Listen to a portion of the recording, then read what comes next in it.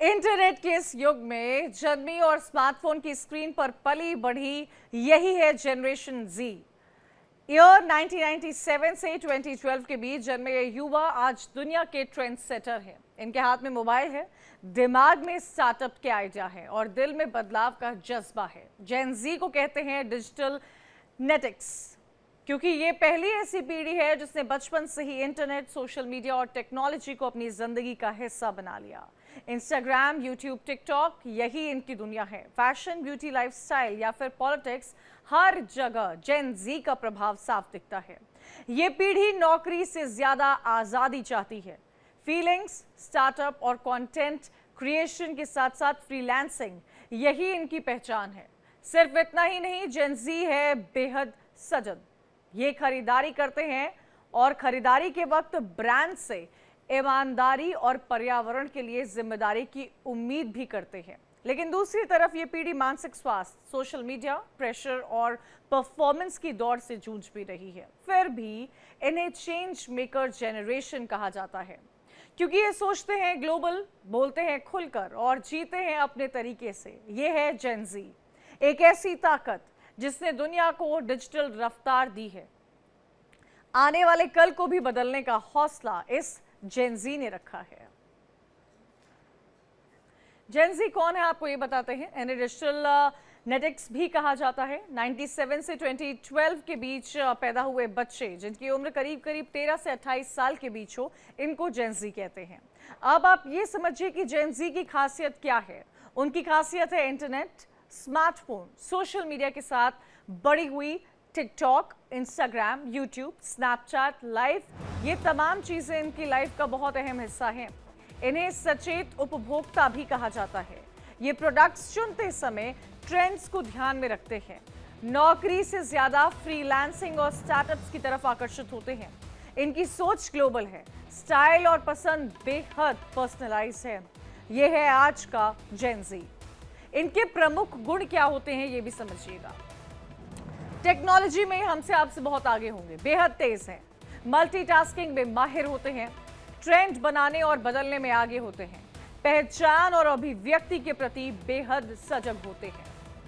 और इसी पर हम चर्चा करेंगे। हमारा पैनल हमारे साथ लगातार जुड़ा हुआ है। वंदना जी हमारे साथ जुड़ी हुई हैं, अनीशा, डॉक्टर अनीशा सिन्हा हैं, साथ ही साथ डॉक्टर चंद्रा हैं हमारे साथ और डॉक्टर पवन विजय हमारे साथ जुड़े हुए हैं। डॉक्टर पवन का मैं रुख करना चाहूँगी और मैं उनसे समझूंगी कि डॉक्टर पवन, जेन जी की बात हो रही है, उनके पर्सनालिटी ट्रेट्स की बात हो रही है और ये बड़ा डिफिकल्ट हो गया है किसी भी कॉर्पोरेट का, क्योंकि अमूमन सोशल मीडिया, क्योंकि जनरेशन सोशल मीडिया की है। सोशल मीडिया पर कई बार ऐसे पोस्ट आते हैं जहां पर हम जेन जी का रेजिग्नेशन लेटर देखते हैं, sorry can not work with you any more. इसे क्या कहा जाए? क्या इसे एक अलग वेव कहा जाए कॉर्पोरेट कल्चर की? इन्हें नौकरी करना नहीं पसंद आता है। इन्हें अगर नौकरी करनी है तो किसी का सुनना नहीं है। इन्हें बॉस का कल्चर भी नहीं पसंद आता है। डॉक्टर पवन, तो क्या बोला जाए कि ये एक अच्छी लहर है? क्या इसकी हमें जरूरत है? जब हम जेनजी शब्द का इस्तेमाल करते हैं या जब हम जेन अल्फा शब्द का इस्तेमाल करते हैं तो हम एक आरोपित भाषा के क्रम में इसका इस्तेमाल करते हैं। हम उसको प्रोग्रेस से जुड़ करके देखने में क्यों नहीं मतलब सफल हो पा रहे हैं। भाई, जब ओपन मार्केट आया, जब लिबरलाइजेशन, प्राइवेटाइजेशन और ग्लोबलाइजेशन का दौर आया, तो उस समय भी जो नई पीढ़ी है उसके ऊपर इसी तरीके से बातें कही जाने लगी कि ये तो जो है बस इन्होंने अपने को एक्सप्लोर करना शुरू कर दिया है, ट्रेडिशन से हट रहे हैं, जो ज्वाइंट फैमिली है, जो पारिवारिक जो पेशा है उससे हट रहे हैं। सेम वही चीज है, परिवर्तन कभी रुकता नहीं है। मैं क्या कर रहा हूं, मैं कह रहा हूं कि जो पद्धति है, उनके काम करने की पर पद्धति डॉक्टर के जो पवन, उनके कोई भी अनुभव है। कॉर्पोरेट जेन जी को हायर नहीं करना चाहता है, ऐसा क्यों है? कुछ तो मतलब क्या क्या कॉर्पोरेट्स एडजस्ट नहीं कर सकते हैं जेन जी के साथ? आपको ऐसा लगता है? नहीं, ऐसा नहीं है कि कॉर्पोरेट जनजी को उनके प्रोफेशनलिज्म पर हम सवाल नहीं उठा सकते हैं। आप सर्वे करा करके देख लीजिए कि जो बच्चे तकनीक को जानते हैं वो बेहतर तरीके से, बहुत ही इजिली, बहुत ही आसानी के साथ उसका प्रयोग कर रहे हैं। और कॉर्पोरेट उनके हिसाब से चाहे वो ऑफिस को बनाना हो, चाहे वो वर्क फ्रॉम होम हो, वो सब कर रहे हैं। हम किसी स्नैपशॉट को लेकर के पूरे सर्किल को तो समझ नहीं सकते हैं लेकिन ना, कि डॉक्टर कहीं पर भवन कोई ऐसी घटना हो फिर भी गई। ऐसी ऐसी कंपनीज, ऐसा कल्चर बहुत कम है। On the other way vice versa ज्यादा है। हमारे साथ एक कॉलर तो जुड़ गए हैं, मैं आऊंगी आपके पास डॉक्टर भवन। हमारे साथ एक कॉलर जुड़ गए हैं अखिल बनारस से, मैं उनकी राय लेना चाहूंगी। अखिल, आप अपनी बात रख सकते हैं। राय तो नहीं, लेकिन मेरा सवाल है मैम, जितने भी आपके गेस्ट हैं उन सब से जो भी जवाब देना चाहे, जेनजीज को डील करना कितना मुश्किल है, और जेनजीज को डील करना, बिकॉज मैं भी ऑफिस में काम करता हूँ और मेरे साथ बहुत सारे ऐसे लोग काम करते हैं जो उस कैटेगरी में आते हैं, और उनको डील करना मुझे पड़ता है। तो उनको कितना मुश्किल है इनको डील करना, और इनको डील करने के लिए 2-3 अगर आसान तरीके उपाय बता दें तो हमारे लिए अच्छा होगा। मुझे लगता है कि हर कोई जानना चाहता है कि जो ये जेनजीज टर्म लेके आते हैं ऑफिस में लोग, तो उनको कैसे डील करें, उनको अपने साथ कैसे कोप अप करें। अब सोचिए वंदना जी, अगर अखिल जी इस तरह के सवाल पूछ रहे हैं तो ये जरूर प्रताड़ित होंगे जेनजी से। और यही मेरा कॉमन सवाल था कि ऐसा क्यों होता है। क्या वंदना जी आपको लगता है कि कॉर्पोरेट्स जेनजी को एक्सेप्ट नहीं कर पा रहे हैं, हम उनके पर्सपेक्टिव को नहीं अंडरस्टैंड कर पा रहे हैं, या हम उनके फास्ट फॉरवर्ड तरीकों को नहीं एक्सेप्ट कर पा रहे हैं, शायद हम उनकी लैंग्वेज को भी नहीं एक्सेप्ट कर पा रहे हैं। ऐसे में करें क्या? देखिए, जो जेन जी है बहुत इंडिपेंडेंट है, फोकस्ड है, उन्हें पता है कि उन्हें लाइफ में क्या करना है। अभी जो मिलेनियल्स हैं, जो हमारी एज के लोग हैं, जो कॉर्पोरेट्स आप कह लें, तो अगर सीनियर टीम है, जब जेन जी ऑफिस में आता है ना, तो वो जनरेशन बहुत ज्यादा स्ट्रेट फॉरवर्ड है। अगर उनको कुछ खराब लगेगा तो they will speak about it, right? तो उनको डील करना इसलिए मुश्किल है क्योंकि मिलेनियल्स को एक आदत पड़ी हुई है कि जो मैं कह रहा हूं या मैं कह रही हूं, दैट इज राइट। उन्हें आदत नहीं है कि वो उसको डिस्कस करें, या उनके नीचे जो टीम काम कर रही है वो उनको क्वेश्चन करे। ये एक शुरू से एक ट्रेंड चलता आ रहा था एक कॉर्पोरेट कल्चर में, कि अगर मेरे बॉस ने या डायरेक्टर ने या सीईओ ने मुझे कोई काम दिया है, whether I am sitting till late night, but I have to complete that work just to show it to my boss in the morning. अभी जो जेन जी है, वो अगर कहती है कि अगर मैं 8 आवर्स काम कर रहा हूँ या 10 आवर्स काम कर रहा हूँ and I am paid for it, then वो अपने बॉस के आगे इतनी करेज रखते हैं कि वो अपने सीईओ या लीडर्स को ये बात बोल सके। So that acceptance is not there. It's not कि जेन जी में प्रॉब्लम है, प्रॉब्लम हमारी जनरेशन गैप में है। जो मिलेनियल्स हैं उनको ये अंडरस्टैंड करना बहुत जरूरी है कि जो जनरेशन आपके आगे आई है, आप उसके साथ खड़े होकर उन्हें सपोर्ट करिए। दे आर ऑलवेज राइट, गलत भी हैं, बट हमें उनको सपोर्ट करके उनकी इमोशंस को देखकर समझकर उनको साथ लेकर जाना है, and we can still do that. Doctor Deepali हैं भारद्वाज, सीनियर डोमैट हैं, हमारे साथ जुड़ गई हैं। डॉक्टर दीपाली को इसलिए हमने बुलाया है क्योंकि एक बहुत बड़ी टॉपिक है जो ट्रेंड करती है doctor Deepali, Korean skin care, के ब्यूटी एंड के ब्यूटीज ड्रामा। अच्छा डॉक्टर दीपाली, हम इसे बैड लाइट में क्यों लेते हैं? क्यों आजकल की जनरेशन, आजकल 10 साल से ऊपर के जो बच्चे हैं वो स्किन केयर में बहुत फुल फ्लेजेड हो गए हैं? क्यों उन्हें ग्लास स्किन चाहिए? और मेरा ये भी सवाल आपसे है कि अगर उन्हें ग्लास स्किन चाहिए तो इसमें गलत क्या है? हम इसे क्यों एक बहुत सब्जेक्ट बना देते हैं? क्या आपको लगता है कि 10 साल की उम्र में एजुकेशन, एकेडमिक, स्पोर्ट्स, डिफरेंट तरह की एक्टिविटीज़ होनी चाहिए और वो वक्त नहीं होना चाहिए जब आप स्किन केयर के बारे में सोचें? या मेरा एक और पहलू है जिस पर मैं आपसे सवाल पूछना चाहूँगी कि personal hygiene, looking after your skin, ये तो बाय बर्थ आप में डीप रूटेड होना चाहिए। ये पेरेंटिंग में एक वन ऑफ द थिंग्स होनी चाहिए जो आप पास ऑन करें अपनी जनरेशन को। कंचन फॉर हैविंग मी पहले तो यहाँ पे। एंड मेरी ये टेक है कि मैं रोजाना कम से कम, नहीं तो आपको बताऊं, अगर मैं 20 पेशेंट्स को मिलती हूँ तो उसमें से 5, नॉट जस्ट जेनजी के पेरेंट्स भी जो होते हैं या सिंगल लेडीज भी, इंस्टाग्राम के द्वारा कोरियन ब्यूटी और उसके प्रोडक्ट से इतनी ज्यादा वो एक्साइटेड रहते हैं, और इतना इन लोगों ने खरीदा होता है, 10-10 हजार, 20,000, 5,000, जिसकी जो पॉकेट साइज हो। Korean sunscreen, Korean serum, Korean face wash, Korean night cream, हर एक को मैं एक ही चीज पूछती हूँ, क्या आप कोरियन डाइट खाते हैं?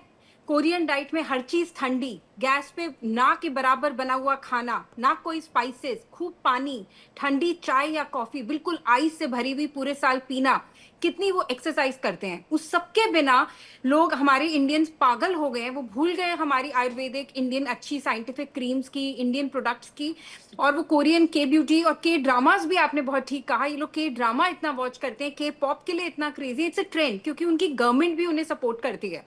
यहाँ कहीं मेरे को लगता है कि इंडियन गवर्नमेंट भी इन्हें ज्यादा सपोर्ट करना चाहिए, हमारे बॉलीवुड को जितना करते हैं, उससे people will be more excited rather than looking at outside world. दूसरी चीज, कोरियन क्रीम्स मैं आपको क्लियरली बता दूं, स्किन केयर के लिए हानिकारक हो सकती हैं, फायदेमंद कम होंगी, ये बहुत क्लियर है, मगर ये कि ट्रेंड है जो हर बारी जैसे ट्रेंड्स आते हैं कुछ साल रहेगा और फिर चला जाएगा। रीजन बीइंग, इंडियन स्किन बहुत थिक है कंपेयर टू कोरियन स्किन, हम जेन्युइनली साइंटिफिकली स्पीकिंग मोटी चमड़ी के लोग हैं, तो हमें कोरियन की जो सनस्क्रीन है वो हमारे लिए नहीं महत्व देगी, क्योंकि अभी जो ग्रीन हाउस इफेक्ट है, सन रेज है, जो सन डैमेज है, क्लाइमेट उससे हमें also I think doctor Deepali, हमारा क्लाइमेट भी वहाँ के जैसा नहीं है कि हम उस तरह के प्रोडक्ट्स यूज करें। तो डॉक्टर दीपाली क्या यूज करें? आप डर्मैट हैं, आप बता दीजिए कि जो अगर, क्योंकि ग्लास स्किन की हमेशा बात होती है, क्या आपको लगता है डॉक्टर दीपाली, जैसे आप बोल रही है, अगर मेरे पास 20 पेशेंट्स आते हैं उसमें से 5 कोरियन स्किन के बारे में पूछते हैं, आजकल के जो रिसेंट के बच्चे हैं, क्या वो अपनी स्किन को लेकर बहुत फोकस्ड हैं? क्या स्किन केयर को लेकर बहुत फोकस्ड है? विच इज वेरी गुड, बहुत फोकस भी हैं, और ये जो थोड़ा जेनजी का इंस्टाग्राम, सोशल मीडिया, एआई की इतनी एप्स आ गई हैं, चैट जीपीटी आ गया, हर चीज आ गई, which is kind of good also, उससे इनकी इंटरेक्शन, बट ऑफकोर्स नेगेटिव तो है कुछ चीजें, मगर नेगेटिव में सबसे ऊपर मैं देखती हूँ सेल्फ स्टीम कम होती है, इनके फ्रेंड्स कम होते हैं, सोशलाइजिंग इनकी सिर्फ इंटरनेट के द्वारा होती है, तो उसमें इनको फिल्टर वाली फोटोग्राफ्स, गोरा लगना, बाल अच्छे लगना, स्किन पे शाइन रहना, लिप्स की शेप अच्छी रहना, ये सब पे कॉन्सेंट्रेशन ज्यादा है, ना कि हमारी जनरेशन जिसे अपने दोस्तों से मिलने के लिए बाहर खेलने जाना, बुक्स एक्सचेंज करने की आदत होती थी। दूसरी चीज जो मैं नोट करती हूँ कि इस जनरेशन को जो इतना अच्छा लगने की बात है वो बहुत बहुत ही बढ़िया बात है, आई अप्रिशिएट इट, मगर मैं जो सपोर्ट नहीं करती हूँ वो ये है कि आप जो खाते हैं वही आपकी स्किन पे दिखता है। तो आपको ये बात जब समझ आ जाएगी ना कि अगर आपको वाकई ग्लास स्किन चाहिए तो ठीक है, आप विटामिन सी सीरम लगा रहे हो, आजकल सब बच्चे नियासिनामाइड सीरम लगाते हैं, आपसे ज्यादा कंचन जी शायद इन यूथ को इन्फॉर्मेशन होती है, क्योंकि मुझसे भी ज्यादा होती है, मैं आपको बता सकती हूँ एज ए डर्मेटोलॉजिस्ट। तो इनका प्रोडक्ट काफी लंबा चौड़ा, इनके पास रेजिमेन होता है, मगर इनके जो मिसिंग है, दिन का 4 लीटर पानी पीना, दिन के 2 अलग रंग के फल खाना, रोजाना 1 कटोरी दाल खाना, अगर आप नॉनवेज खाते हो तो प्रोटीन इंटेक अच्छी करना, एटलीस्ट अप टू 30 ग्राम रोजाना, और अलग अलग मील में 10 ग्राम ईच, यूथ की अगर हम बात करें, जेनजी की। और बहुत ज्यादा जरूरी होता है कि बेक्ड, बॉइल्ड या ग्रिल्ड खाना ज्यादा खाना, अगर आप वेजिटेरियन है तो वेजिटेरियन प्रोटीन डाइटरी आइटम्स बढ़ाना, हरी सब्जियां हो गई, दालें हो गई, मशरूम हो गया, टोफू हो गया, ये सब रोज खाना, घर बना हुआ पनीर हो गया, प्रोबायोटिक वाला दही हो गया, बहुत चीजें हैं जो आपकी ब्यूटी बनाएगा। सिर्फ बाहर से आप 10,000 की क्रीम लगाओ या 100 रुपए की, सिर्फ बाहर से लगा के मैं नहीं मान सकती कि किसी की स्किन कोरियन ग्लास या even Indian classic level of beauty पे अचीव हो सकती है। आपको अच्छा खाना, पानी पीना, हेल्दी लाइफस्टाइल और हेल्दी सोचना बहुत जरूरी है। हेल्दी सोचने के लिए कंप्यूटर की दुनिया से बाहर निकल के जेन्युइनली लोगों से मिले, एक रिलेशनशिप्स बनाए, दोस्तियां बनाए, जो बहुत जरूरी होता है, जिसकी शायद कहीं ना कहीं डॉक्टर दीपाली में बहुत कमी आज की तारीख में देखने को मिलती है। हमारे साथ एक कॉलर जुड़ गए हैं, मैं उनका नाम, भूपेंद्र जुड़े हैं भोपाल से। भूपेंद्र, आप अपनी बात रख सकते हैं। हेलो जी भूपेंद्र, बोलिए। मैम, आवाज आ रही है क्या मेरी? हाँ, मुझे आपकी आवाज। मेरा एक ये सवाल था कि जो जनरल से आने वाली जो खतरनाक, एक मिनट, हेलो जी भूपेंद्र जी, अपनी बात रखिए। मैम, ये जनरेशन के बाद जो आने वाली जनरेशन होती, क्या वो और भी खतरनाक हो सकती क्या? ये अहम सवाल डॉक्टर अनीशा भूपेंद्र जी ने पूछा है कि लोग इतना डरने क्यों लगे हैं। डॉक्टर अनीशा, क्या आपको लगता है जेन जी, क्योंकि आप देखिए फास्ट फैशन में बिलीव करती है, उन्हें किसी की राय नहीं चाहिए रहती है, वो सबसे ज़्यादा इंटरनेट पर टाइम स्पेंड करती है, उनका सोशल सर्कल इंटरनेट वाला, इंटरनेट ड्रिवन रहता है, लोग क्या जेनजी से डरने लगे हैं? क्या आपको लगता है कि जैसे कि ये कॉलर हमसे सवाल पूछ रहे हैं, आने वाली जनरेशन क्या इनसे भी ज़्यादा खतरनाक होगी? तो मतलब क्या जेनजी खतरनाक है? नहीं, जेनजी खतरनाक नहीं है और आने वाली जनरेशन भी खतरनाक नहीं होगी। और अगर हम इसको रिवर्स करें तो क्या हमारे दादा दादी, अगर हम मिलेनियल उसमें हैं, ग्रुप में हैं, तो क्या हमारे दादा दादी हमारे कंपैटिबल थे इन टेक्नोलॉजी, इन एनीथिंग? तो क्या हम बहुत खराब थे उनके लिए? नहीं। तो जेन जी या जेन अल्फा खराब नहीं है, कुछ चीजों की कमी है, पेशेंस, रेजिलियंस, उन चीजों की कमी है। They are quite straightforward, उनके पास पेशेंस नहीं है कि वो शॉर्टकट टर्म्स में बात करते हैं। They don't sit and discuss for things. So उनके लिए स्ट्रेट फॉरवर्ड वो ओके ओके हो गया, वो ओके आगे उसको एक्सप्लेन करने की जरूरत नहीं है कि ओके ए वाई लिखें, उसको ओके इज ओके। अब वो और भी शॉर्ट हो जाएगा। तो द थिंग इज के हो गया, के Yes. तक तो आ ही गए हम लोग। सो द थिंग इज कि उनसे डरने की जरूरत नहीं है, थोड़ा हमें भी अपने आप को बदलना है और थोड़ा उनकी परवरिश में हमें अपना कंट्रीब्यूशन और देना, ताकि क्योंकि ऐसा नहीं है Gen Z they have more visual skills, they have more eye hand coordination, they have more creativity, and they have the task, they have the ability to switch on the task very easily. So multiple tasks, there are And very multiple tasks. quickly also, easy and quick. Yes. आप सोचिए doctor Chandra, time waste करना उन्हें पसंद ही नहीं है, deep talks में जाना उनको पसंद नहीं है डॉक्टर चंद्रा। उनका फॉर्मेट हमारे फॉर्मेट से बहुत अलग है।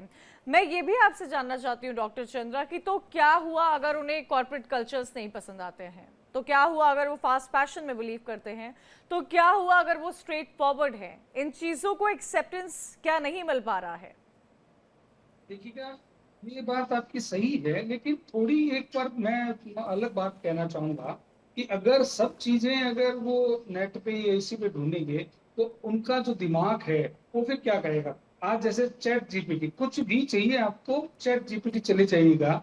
हमने अपना दिमाग तो कुछ बिल्कुल काम ही नहीं लिया।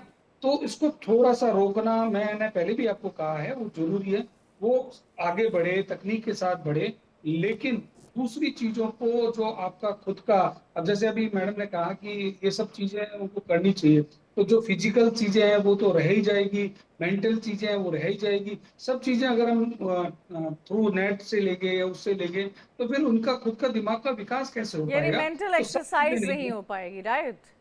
बिल्कुल बिल्कुल बिल्कुल। तो थोड़ा सा उस पर काम करना के लिए हमें थोड़ा प्रोत्साहन देना चाहिए, वो किसी भी तरीके से दीजिएगा आप, और नई तकनीक का भी उपयोग उसके साथ करिएगा, ये मेरा मानना है। डॉक्टर पवन, क्रिएटिव फ्रीडम जेन जी की पहचान है। क्या आपको लगता है कि मिलेनियल्स क्रिएटिव नहीं थे, या आपको लगता है क्रिएटिविटी की डेफिनेशन हर जनरेशन के बाद बदलती रही है? शायद जो क्रिएटिविटी आपके लिए हो, हमारे लिए हो, वो जेन जी के लिए नहीं हो। शायद उनकी क्रिएटिविटी हमारे लिए हो, अगर जेन बीटा की बात की जाए जो आने वाली है 2025 से, उनके लिए ना हो। देखिए, मैं फिर से, मेरी आपत्ति इसी बात पर है कि हम सेगमेंटाइज होकर के क्यों बातों को देख रहे हैं। हम अलग अलग चीजों को जो है एक सूत्र में क्यों नहीं उसको देख पा रहे हैं। अभी जो बच्चे ने सवाल पूछा है कि क्या जो आने वाली जनरेशन है वो और ज्यादा खतरनाक होगी क्या, तो इस सवाल में एक जो बड़ी खराब सी चीज मुझे लगी कि इन बच्चों को एक टैग कर दिया गया है कि दे आर वेरी रूड, मतलब वो जो है वो बियॉन्ड द सिस्टम है। इस तरीके से चीजें उनके दिमाग में भर दी गई हैं। हमारे से पहले जो जनरेशन था, भाई वर्ल्ड वार हुआ, इतने लोग मारे गए, तो क्या उसके आधार पर जो हमारी पहली वाली जनरेशन थी उसको बड़ा खतरनाक, बड़ा क्रूर हम बता दें क्या? नहीं। इस टैग को हमको डाइल्यूट करना है कि जो जनरेशन जेड है या जनरेशन अल्फा है वो बड़ी खतरनाक सी है, वो किसी की बात नहीं मानती है। ऐसा बिल्कुल भी नहीं है। हम जिस परिवार में रहते हैं हम देखते हैं कि बच्चे ना प्रोग्रेसिव हो गए हैं। प्रोग्रेसिव होने का मतलब है कि वो अपनी अच्छी और अपनी बुरी चीजें जानने लगे हैं। वो जानने लगे कि हम किसमें स्किल्ड हैं, हम क्या लिख सकते हैं, क्या कह सकते हैं। तो वो सोसाइटी से एक्सपेक्ट करते हैं, अपेक्षा करते हैं कि जो वो फ्रेम बना रहे हैं उनको भी थोड़ा सा स्पेस दिया जाए। यहाँ पर स्पेस न देने की समस्या है।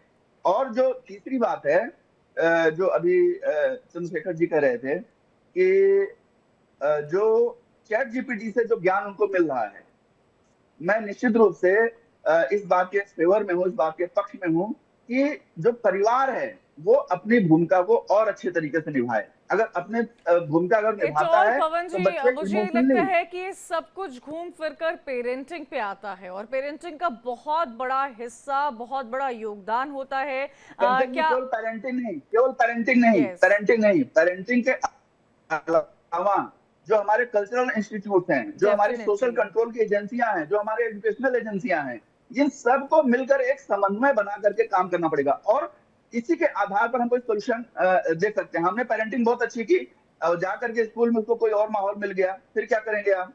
तो बात यह है ऐसा कि ना ऐसे कि वैसे हम आजकल कम ऐसा देखने को मिलता है कि स्कूल्स आज तो मुझे लग रहा है वक्त के साथ साथ बहुत डिफरेंट, बहुत डाइवर्सिफाइड, बहुत एक्सेप्शनल क्वालिटीज ऑफ एजुकेशन दे रहे हैं। हालांकि कुछ स्कूल्स होते होंगे, लेकिन डॉक्टर दीपाली आपको क्या लगता है जेन जी की प्रायोरिटी क्या है आज की तारीख में?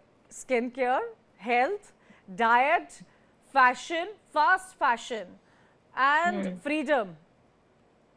Fashion, freedom, I think that sequence. Then comes skincare for them. Then comes diet also. Diet conscious कुछ ज़्यादा है इनफैक्ट, ये लोग कुछ खाते ही नहीं है काफ़ी। बहुत सारे बच्चों में ये कॉम्प्लेक्सिटीज आ गए हैं क्योंकि ये लोग के ड्रामा देखते हैं। के ड्रामा के अंदर मॉडल्स होती हैं, 22 इंच की वेस्ट साइज उनकी होती है, 24 इंच होती है। So it is impossible for north Indians to achieve. हवा, पानी, आपको ये सब देखना है, क्या आप डाइट खाते हैं, ये सब भी आपको देखना है और बहुत ज़रूरी है। हमारी हड्डियाँ उनसे ज़्यादा भारी होती हैं चाइनीज कोरियन से। So our diet needs those kind of muscles जो अटैच्ड होती है, उस तरह की हमें जरूरत है कैल्शियम की, विटामिन डी की, हमारे धूप और पोल्यूशन से लड़ने की। सो बिल्कुल आप प्लीज वेस्टर्नर्स को फॉलो मत करें, कोरियंस को फॉलो मत करें। बहुत स्ट्रिक्टली मैं आपके चैनल के द्वारा यही कहना चाहूंगी। जेनजी बहुत, मेरे को तो बहुत ही मजा आता है इन लोगों से बात करके। मैं इनसे पीछे रह गई हूँ एआई में, चैट जीपीटी को यूज करने में। बहुत डॉक्टर्स हैं जो चैट जीपीटी वगैरह यूज करते हैं, मैं भी उसको ट्राई करती हूँ। दीज आर, इनको अच्छी चीजों को आप इसको यूज करिए, मगर सोशल नेटवर्किंग, सिर्फ सोशल मीडिया से निकल के जेन्युइनली अपनी बर्थडे पार्टीज रखिए, लोगों से मिलिए, कुछ स्पोर्ट्स, पिकल बॉल ही खेलने चले जाइए जो आजकल लेटेस्ट ट्रेंड है। हर चीज फोन पे, लूडो ऑनलाइन खेलनी नहीं चाहिए, जो एक सरकार ने बहुत अच्छा मुद्दा उठाया और ऑनलाइन गेम्स थोड़ी सी बंद करी। ये थोड़ा हेल्प करेगा जेनजी को। तो थोड़ा फोन से बाहर निकलिए, क्योंकि आगे ये जो चश्मे भी नए नए आ गए ना कंपनीज के एआई, मुझे इसीलिए लगता है आ रहे हैं क्योंकि सब जेनजी को चश्मे लगेंगे। तो इसीलिए अगर वो चश्मों से मुक्त रहना चाहते हैं, आईज को स्ट्रांग रखना चाहते हैं 70-80 की उम्र तक, तो थोड़ा उन्हें इस एआई से बाहर निकलना पड़ेगा। Thank you so much doctor Deepali and सभी पैनलिस्ट को बहुत शुक्रिया हमारे साथ जुड़ने के लिए, अपनी बहुत इंपॉर्टेंट बातें रखने के लिए, क्योंकि ये वक्त बदलाव का है, ये वक्त जेन जी का है, ये वक्त जेन अल्फा का है, आने वाला वक्त जेन बीटा का होगा। और क्या बदलाव हो रहे हैं ये साफ तौर पर हम देखे जा सकते हैं। इसी के साथ मेरे साथ इस चर्चा में इतना ही।